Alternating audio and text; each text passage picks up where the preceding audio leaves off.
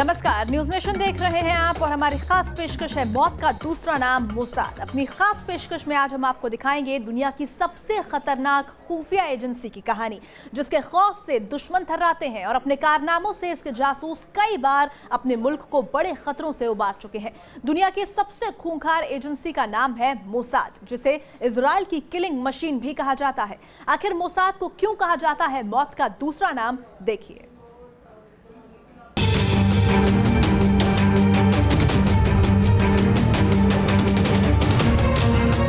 Mossad यानी दुनिया की वो खूंखार खुफिया एजेंसी जिसके नाम पर सैकड़ों दास्तान हैं, तो कई कामयाबियां भी दर्ज हैं। कहते हैं मोसाद का सीधा मतलब है दुश्मनों की मौत। मोसाद को इजराइल की किलिंग मशीन कहा जाता है। कहते हैं मोसाद के एजेंट इजराइल के दुश्मनों को पूरी दुनिया में कहीं पर भी खोज कर उनका काम तमाम करने की कुव्वत रखते हैं। मोसाद का कैचवर्ड है किल एंड फ्ली, मतलब दुश्मन को मारकर गायब हो जाना। ये एजेंसी आतंक का तब तक पीछा करती है जब तक दुनिया की उसके पूरे नेटवर्क को ध्वस्त न कर दे। यही वजह है कि इजराइल की इस खुफिया एजेंसी को दुनिया की सबसे खतरनाक एजेंसी माना जाता है। बताते हैं कि मोसाद की पहुंच हर उस जगह है जहां इजराइल या उसके नागरिकों के खिलाफ कोई भी साजिश रची जा रही हो। मोसाद यानी institute for intelligence and special operation, जो इजराइल की नेशनल इंटेलिजेंस एजेंसी है, जिसका गठन 13 दिसंबर 1949 को सेंट्रल इंस्टीट्यूशन फॉर कोऑर्डिनेशन के तौर पर हुआ, जिसका मुख्यालय इजराइल के तेल अवीव शहर में है। इस एजेंसी को बनाने का प्रस्ताव सेना के तेज तर्रार अधिकारी र्यूवेन शिल्होक ने इजराइल के तत्कालीन प्रधानमंत्री डेविड बेन गुरियन के कार्यकाल में दिया। तब र्यूवेन शिल्होक को ही मोसाद का डायरेक्टर बनाया गया। मोसाद जैसी खुफिया एजेंसी बनाने का मूल मकसद था आतंकवाद के खिलाफ जंग, साथ में खुफिया जानकारी जुटाना और राजनीतिक हत्याओं को अंजाम देना। मोसाद दुनिया की सबसे खूंखार एजेंसी क्यों कहलाती है, इसके पीछे का राज ये है कि एक मोसाद एजेंट कई सैनिकों के बराबर होता है, जो न ही मात्र अकेले खुफिया ऑपरेशन को अंजाम दे सकता है, बल्कि अपने दुश्मन के बड़े से बड़े ठिकानों को तबाह करने में भी सक्षम होता है। क्योंकि मोसाद के एजेंट को बाकायदा इजराइल में कठोर ट्रेनिंग दी जाती है, तो मोसाद और सेना की खुफिया शाखा सनबेत में कर्मचारियों का चयन बहुत ही लंबे परीक्षणों के बाद होता है। उनकी सुरक्षा संबंधी कड़ी जांच होती है, तो उनकी ईमानदारी और पृष्ठभूमि को कड़ाई से परखा जाता है। इतना ही नहीं, मोसाद का एजेंट बनने से पहले उन्हें करार भी करना पड़ता है कि किसी ऑपरेशन में मोसाद के एजेंट की मौत होने पर इजराइल उन्हें पहचानने से भी इनकार कर देता है। लेकिन ऐसा नहीं है कि इजराइल उनका सम्मान नहीं करता।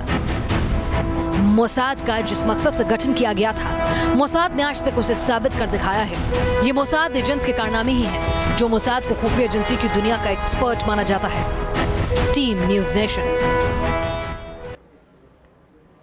तो इजराइल के अस्तित्व के लिए मोसाद कितना जरूरी है, ये इसी बात से समझा जा सकता है कि समय समय पर मोसाद ने इजराइल के दुश्मनों को चुन चुन कर खत्म किया है।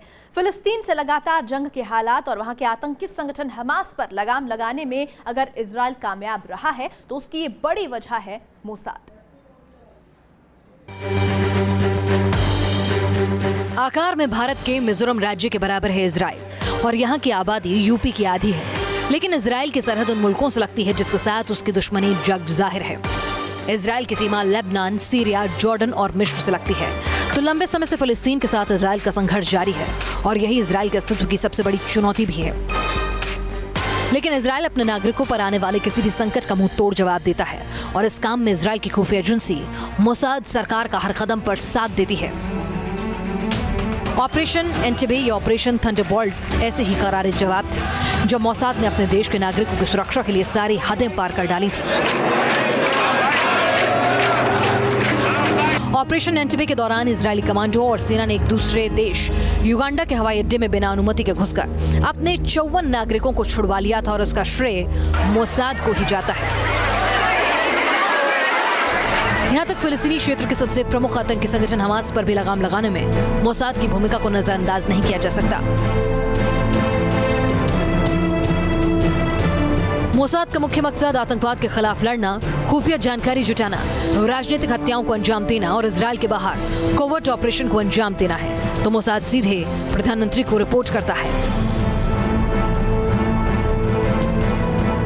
मोसाद के 8 विभाग हैं। जिनमें प्रमुख है कलेक्शन डिवीजन, जिसका काम विदेशों में राजनीतिक और अनाधिकृत मिशन चलाना होता है।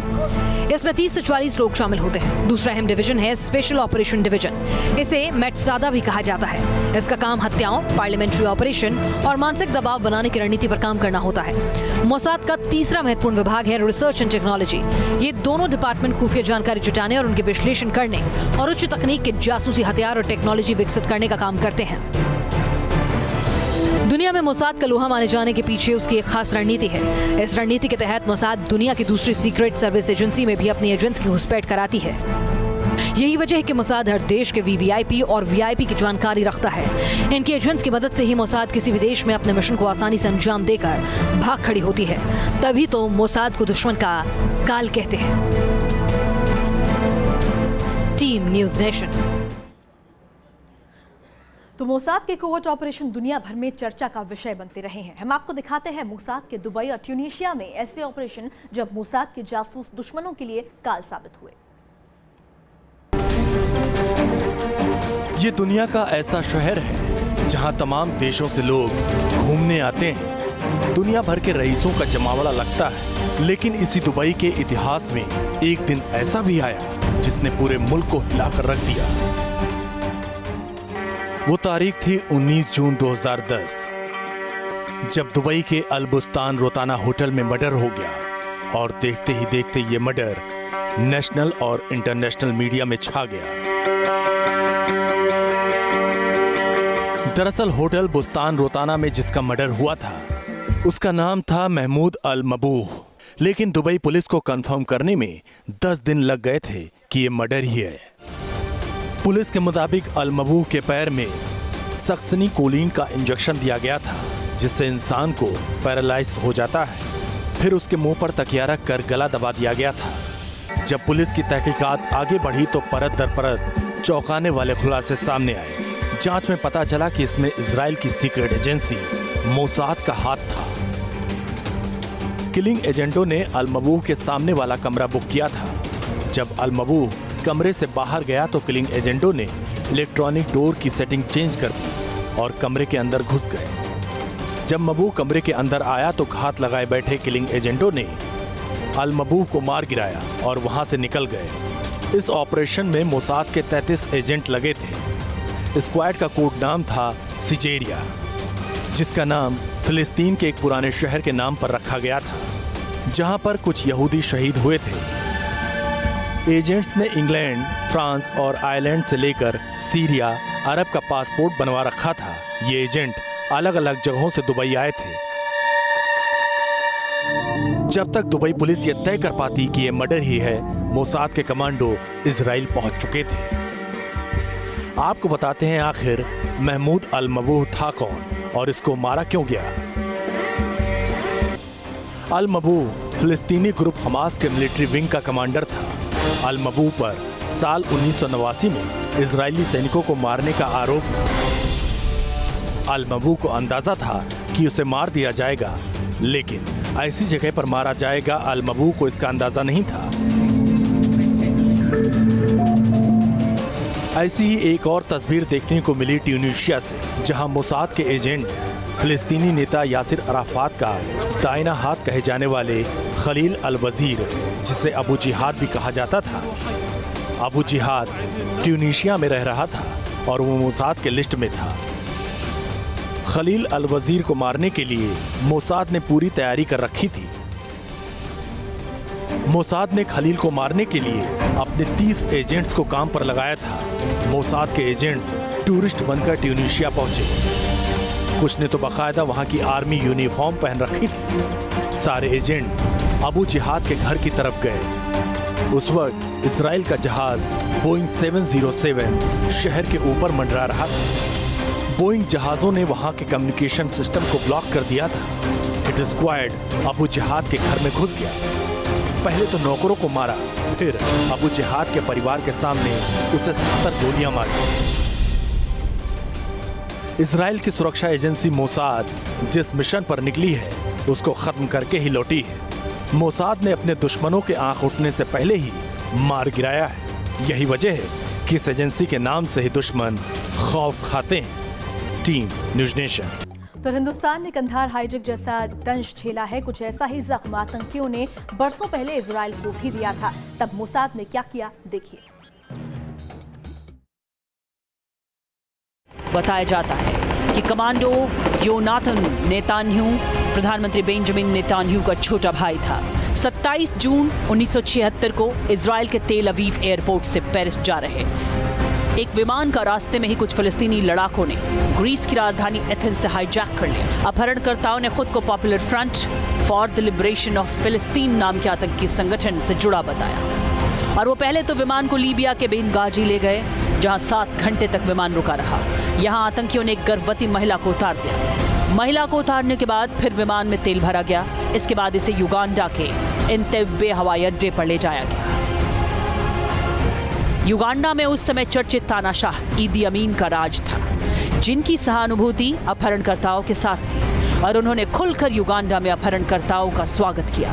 अपहरणकर्ताओं ने इजराइल की सरकार को धमकी दी कि अगर उनकी बात नहीं मानी गई तो बंधकों को एक एक करके मारना शुरू कर देंगे। जाहिर है गेंद अब इजराइल के पाले में थी। सारे उपायों पर विचार करने के बाद जब कोई रास्ता नहीं निकला तो इजराइल ने ऑपरेशन चलाकर अपने यात्रियों को छुड़ाने की ठानी, क्योंकि वक्त बीतने के साथ ही इजराइल में सरकार के खिलाफ लोगों ने प्रदर्शन शुरू कर दिए थे। मिशन को अंजाम देना आसान नहीं था, क्योंकि युगांडा के एंटेबे और इजराइल के बीच की दूरी 4000 किलोमीटर से ज्यादा थी। इसके लिए इजराइल ने एक तरफ बातचीत और दूसरी तरफ कार्रवाई करने की रणनीति पर काम किया। फिलिस्तीनी संगठनों से बातचीत लंबी खींची जाती रही ताकि इजरायली सेनाओं और खुफिया एजेंसी मोसाद को पूरा मौका मिल सके, रेकी की जा सके और सटीक ऑपरेशन चलाया जा सके। उसके विमान राडार की पकड़ में ना आए, इसके लिए नीची उड़ान भरते हुए वो युगांडा पहुंचे। इतना ही नहीं, ऑपरेशन में किसी तरह की चूक ना हो, इसके लिए बाकायदा रिहर्सल की गई। अपनी ही जमीन पर नकली एयरपोर्ट बनाकर मोसाद को एटेम्बे एयरपोर्ट से जुड़ी जानकारियां मुहैया कराई गई, साथ ही युगांडा के तानाशाह से जुड़ी जानकारियां भी। इजराइल से 4 जुलाई को कुछ फैंटम लड़ाकू विमानों के साथ 4 हरक्यूलिस विमान रवाना हुए, जिसमें इजरायली सेना के सबसे बेहतरीन 200 सैनिक सवार थे। इजराइल का प्लान युगांडा एयरपोर्ट अथॉरिटी और युगांडा के सैनिकों को यह आभास करवाना था कि इन विमानों में युगांडा के राष्ट्रपति ईदी अमीन ही विदेश यात्रा से लौट रहे हैं, क्योंकि अमीन उस समय विदेश यात्रा पर मॉरिशस गए थे। युगांडा के एटेम्बे एयरपोर्ट पर एक जहाज उतरा और जिसमें काले रंग की एक मर्सिडीज और 2 लैंड रोवर गाड़ियां निकली, ठीक उसी स्टाइल में जैसे ईदी अमीन आते थे। लेकिन युगांडा के सैनिक हैरान रह गए, क्योंकि 1 हफ्ते पहले ही ईदी अमीन ने काले रंग की जगह सफेद मर्सिडीज ले ली थी। इजराइल में जबरदस्त तरीके से ट्रेंड किए गए कमांडोज के आगे युगांडा के सैनिकों की एक ना चली। उनके हाथ अपनी राइफल्स तक पहुंचते, तब तक कमांडोज ने सैनिकों को मौत के घाट उतार दिया। फिर कमांडोज वहां पहुंचे जहां यहूदियों को रखा गया था। उनसे अपहरणकर्ताओं की जानकारी ली गई, फिर उन्हें भी ढेर कर दिया गया। इस दौरान यात्रियों को ले जाने के लिए 3 और विमान उतर गए। बताया जाता है इनमें 2 विमानों में भी इजरायली सैनिक भरे थे। जाहिर है इजराइल पूरे इरादे से था कि जंग भी हो जाए तो भी अपने नागरिकों को छुड़ा लेगा। इजराइल के खूंखार कमांडोज ने 20 मिनट के अंदर अपहरणकर्ताओं को मारकर अपने यात्रियों को विमान में बिठा लिया। इस पूरे ऑपरेशन में युगांडा के 45 सैनिक भी मारे गए और 30 लड़ाकू विमान तबाह हो गए, जबकि इजराइल की तरफ से सिर्फ 1 कमांडो मारा गया। Team news nation.